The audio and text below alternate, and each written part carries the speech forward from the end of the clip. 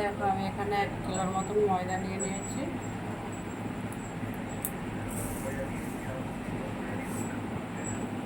চিনি নিয়ে নিচ্ছি।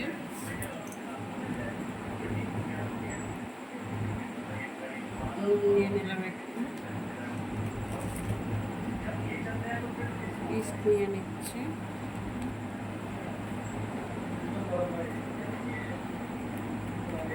ইস্টটা 1 চামচের মতন নিলাম। তেল নিয়ে নিচ্ছি।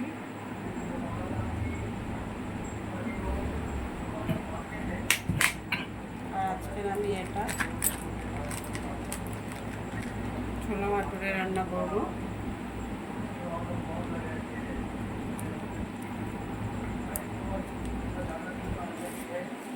এটা ভালো করে আগে মাখি, ভালো করে সব কিছুর সাথে মিশিয়ে নিয়ে তারপর একটা সুন্দর করে ডো বানাবো। ডোটা বানিয়ে আমি কিছু সময় 20 থেকে 25 মিনিটের মতন রেস্টে রেখে দেবো, তারপর আমি বানাবো। দেখো ছোলা ভাটুরেটা রান্না করছি। তো ছোলাটা রান্না করার জন্য দেখো আমি প্রথমে ছোলাটা ভিজিয়ে রেখেছিলাম আর সিদ্ধও করে নিয়েছি ভালো করে। সিদ্ধটা ভালোই করেছি। আর এখানে দেখো একটু ক্রিম নিয়ে নিয়েছি, একটু টক দই নিয়ে নিয়েছি, জিরে বাটা, আর এখানে একটু পোস্ত বাটা আছে, পোস্ত চালমগজ বাটা আছে। আর এখানে দেখো টমেটো কুচিয়ে নিয়েছি, পেঁয়াজ কুচিয়ে নিয়েছি, আর আদা রসুনের পেস্টও নিয়ে নিয়েছি। আর এখানে দেখো কড়াতে আমার তেল দেওয়া হয়ে গেছে। তো সবার প্রথমে যেটা করব আমি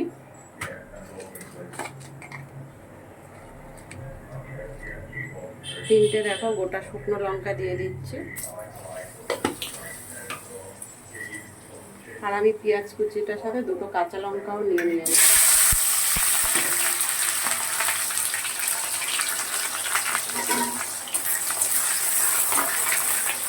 পেঁয়াজটা ভালো করে ভাজা ভাজা হলে তারপর আমি বাকি মশলাগুলোও দেবো।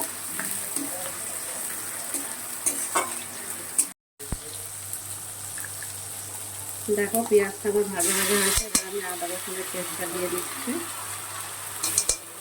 অনেকটা পরিমাণে 3 চামচের মতন আদা রসুনের পেস্টটা দিলাম।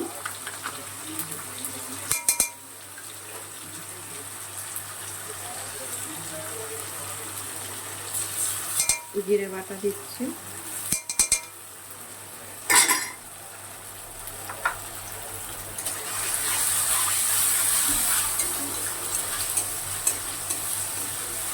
এই মশলাটা একটু কষানো হবে, তারপর আরও বাকি যে মশলাগুলো সেগুলো দেবো।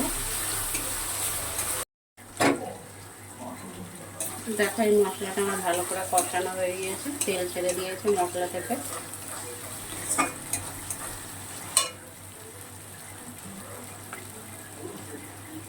নুন দিয়ে দিচ্ছি স্বাদ মতন।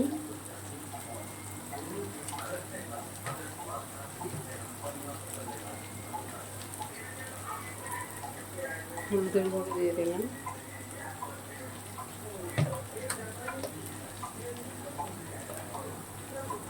লঙ্কার গুঁড়ো দিয়ে দিলাম।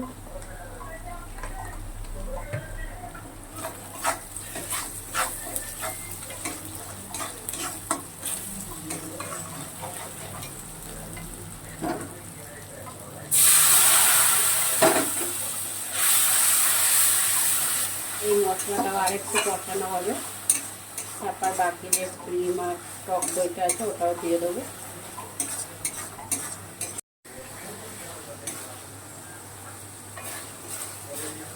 দেখো মশলাটা আমার পুরোপুরি কষানো হয়ে গিয়েছে।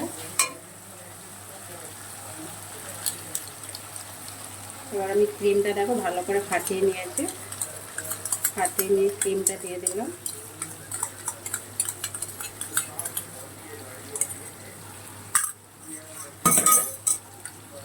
টক দইটাও তাই, টক দই কিন্তু সবসময় ফাটিয়ে নিয়ে এই তরকারিতে দিতে হয়, তাহলে ছাড়া ছাড়া ভাব হয়ে যায়, কেটে যায় একটা।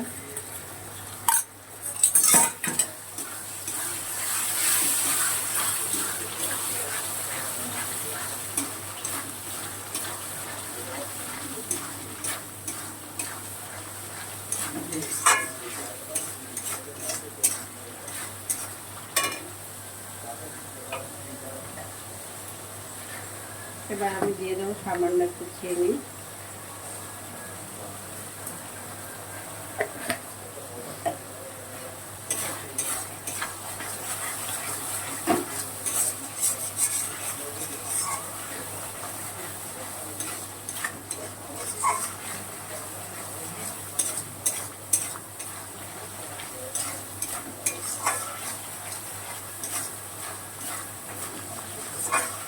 দেখো ভালো করেই কষানো হয়ে গিয়েছে।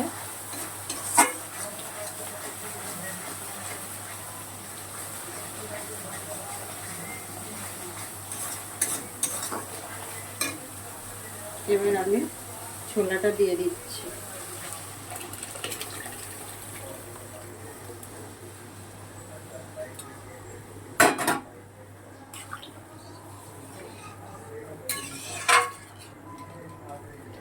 আমার ছোলাটা রেডি হয়ে গেছে,